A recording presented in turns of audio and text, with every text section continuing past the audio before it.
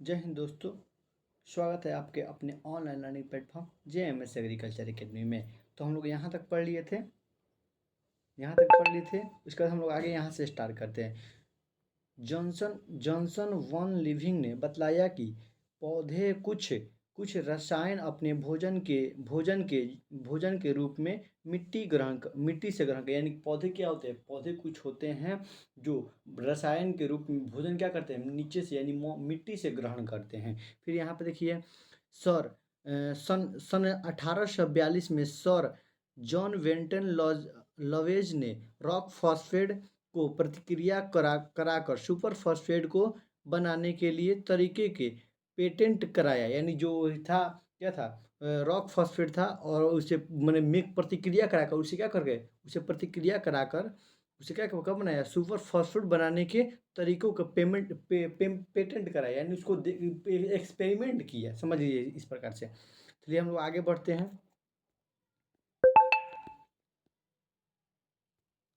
Patent कानून के अंतर्गत पेटेंट धारक को निश्चित एक मात्रा अधिकार उत्पादन को पेटेंट कहा जाता है। पेटेंट क्या कहा जाता है यहाँ पे समझ लीजिए। फिर हम लोग आगे देखेंगे।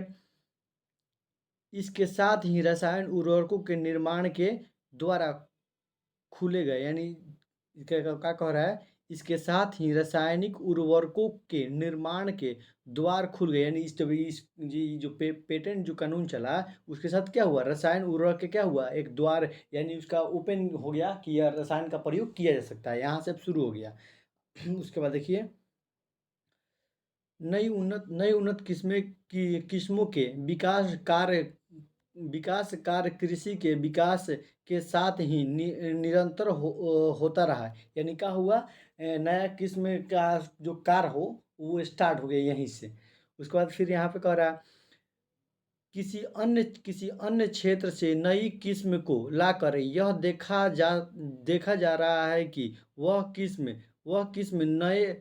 नए क्षेत्र विशेष में कैसी उपज है। यानी कहीं नए क्षेत्र पर नए किस्म को लाकर देखा जा रहा है कि उसकी उपज कैसी है, उसकी मतलब कि बढ़वार कैसी है, कि किस प्रकार से हमारा फसल। देखिए कोई यहाँ पर समझ लीजिए एक प्रकार से खेत है, या दूसरे दूसरे देश से कोई, यहाँ दूसरे देश का खेत है, यहाँ से कोई कोई नया किस्म हो रहा है।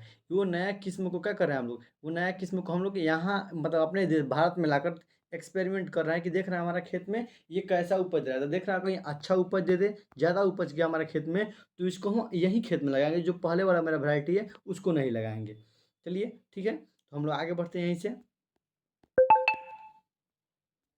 फिर आगे है कृषि के इतिहास में बाहरी किस्मों के नए क्षेत्र में परिवर्तन की जब कृषि में संकरण की पद्धति अपनाई गई। यानी जो नया संकरण था, यानी नया संकरण का अर्थ है किस्म यानी वैरायटी, जो नया किस्म था उसके संकरण को ला करके देखा गया किस प्रकार से, मतलब उससे अपना लिया गया। जब अच्छा होगा तो उसे क्या किया जाएगा, उसे अपना लिया जाएगा।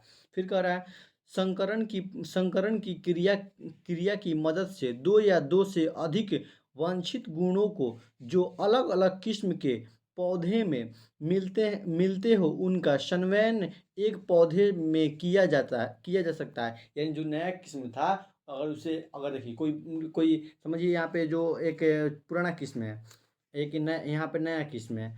अगर ये नया किस्म है, ये पुराना किस्म है, समझ लीजिए। तो इसमें अगर हमारा 2 फल दे रहा है और इसमें हमारा 4 फल दे रहा है, तो इसको हम इसमें ट्रांसप्लांट करेंगे, इसको हम डालेंगे इसमें, जो क्या कहा जाता है, टी बर्डिंग कहा जाए, जो भी कहा जाए, इसमें डाल दिया जाए। इसमें डालने के बाद इसका भी उपज अच्छा हो, उसी को हम ये यहाँ लिखा हुआ है।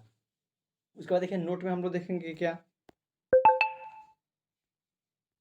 नोट में लिखा हुआ है उदाहरण के लिए यदि एक किस्म में उपज क्षमता अधिक है और दूसरी किस्म में रोधकता और रोधक रोधकता है, तो संकरण के द्वारा इन दोनों गुण को एक ही पौधों में उत्पन्न किया जा सकता है। वही जो समझाए यहाँ पे वहीं से उसी प्रकार से है।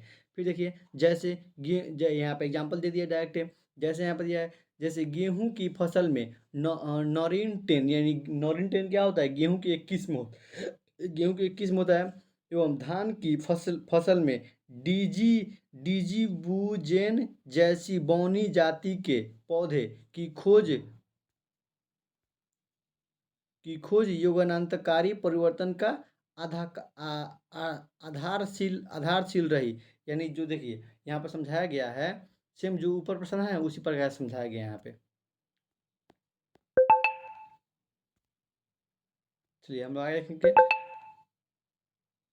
पूर्व के ऊंचे कद के प्रभेद का उन बौनी प्रजाति के पौधे के संकरण द्वारा उन धान एवं गेहूं की बौनी कद की किस्म विकसित की गई, जो अनंतः विश्व के लगभग हर भाग में हरित क्रांति लाने का कारण बनी।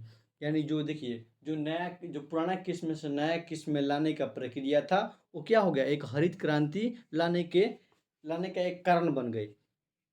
उसके बाद कह रहा है 60 एवं 70 के दशकों में इन बौनी कद की उच्च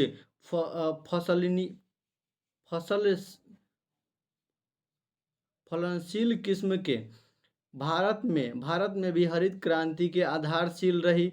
फलस्वरूप भूखमरी एवं कुपोषण से जूझता भारत खाद्यान्न का एक निर्यात देश भी बना। यानी जब यानी कब देखिए 60 यानी 70 दशक में क्या हो गया, एक खाद्यान्न देश बन गया, भारत का एक खाद्यान्न देश भी बन गया।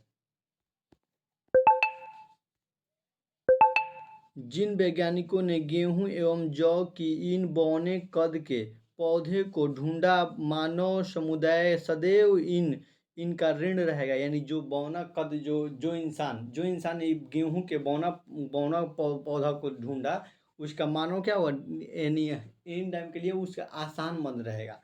ठीक है। उसके बाद देखिए किस्मों के उन्नयन के क्षेत्र में कृषि अनुसंधान की एक और क्रांतिकारी प्रगति की, जब मक्का, ज्वार, बाजरा, धान, गेहूं और सब्जियों की संकर किस्में बनाई जाने लगी। यानी देखिए कब हुआ, क्या हुआ, जब मक्का और धान की संकर किस्म, यानी क्या होता है उससे कहते हैं हम लोग हाइब्रिड वैरायटी यानी संकर किस्म उसका लाया गया उस टाइम। और ही क्या हो गया, उसका संकर किस्म लाया गया, बनाया जाने लगा उस टाइम से, और कृषि में उन्नति प्रगति आने लगा, यानी क्रांतिकारी प्रगति। उसके बाद फिर हम लोग देखेंगे यहाँ पे विभिन्न फसलों के संकर बीजों में संकर तेज के कारण फसलों की उपज क्षमता काफी अधिक बढ़ गई। यानी संकर जो किस्म था, यानी हाइब्रिड वैरायटी था, वो तेजी से बढ़ने लगा। हर मतलब कि जितना भी फसल था उस सब में एक संकर किस्म आने लगा, सबकी एक संकर वैरायटी बनाने लगा, यानी हाइब्रिड वैरायटी बनाया जाने लगा। कृषि यांत्रिकरण का प्रारंभ परिचमी यूरोप में सन 1850 के बाद ही हुआ। यानी क्या हुआ, कृषि यांत्रिकरण का प्रारंभ प्राचीन यूरोप के सन 1850 में हुआ। यानी कृषि यांत्रिकरण का प्रारंभ कब हुआ, 1850 ईस्वी में हुआ। रॉबर्ट रैनसम ने 1750 ईस्वी में ढलुआ लोहे का एक फार बनाया और 1803 ईस्वी में एक स्वयं धार बनाने वाला फार बनाया। यानी जो फार का हुआ, फार कब बना, 1803 में बनाया फार। किसने बनाया, रॉबर्ट रैनसम ने एक फार बनाया जिससे खेती शुरू होने लगा। चलिए फिर हम लोग यहाँ देखते हैं 1830 ईस्वी में पहला कारगर बुआई यंत्र का निर्माण हुआ। यानी 1830 में पहला कारगर बुआई यंत्र का क्या हुआ, निर्माण हुआ।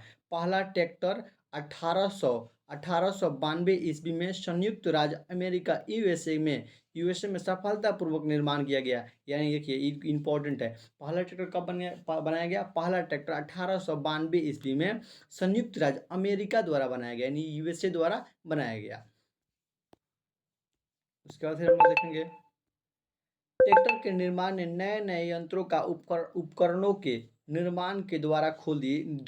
यानी ट्रैक्टर का जब निर्माण हुआ तो ट्रैक्टर एक ही कार्य नहीं कर सकता, सिर्फ जुताई ही नहीं कर सकता, ट्रैक्टर बहुत सारा काम कर सकता है, इसलिए बहुत सारा निर्माण का कार्य का द्वार खुल गया। उसके बाद देखेंगे हम लोग कृषि अर्थशास्त्र का इतिहास। यानी कृषि अर्थशास्त्र का इतिहास क्या था यहाँ देखेंगे हम। चलिए यहीं पर रहने दीजिए, बाकी हम लोग अगले वीडियो में देखेंगे।